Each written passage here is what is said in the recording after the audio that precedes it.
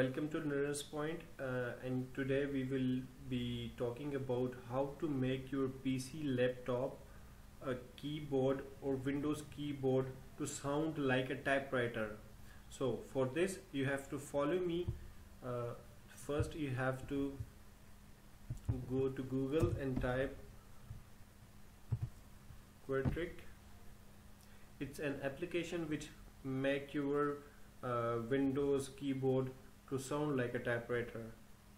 Click on the website. You can download in a zip form or you can download as an executable form. So we will be downloading the zip. Save, show in folder, extract here, yes to all, open, run.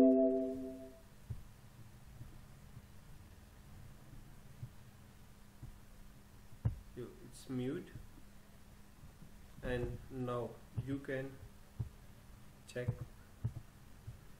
like I'm typing.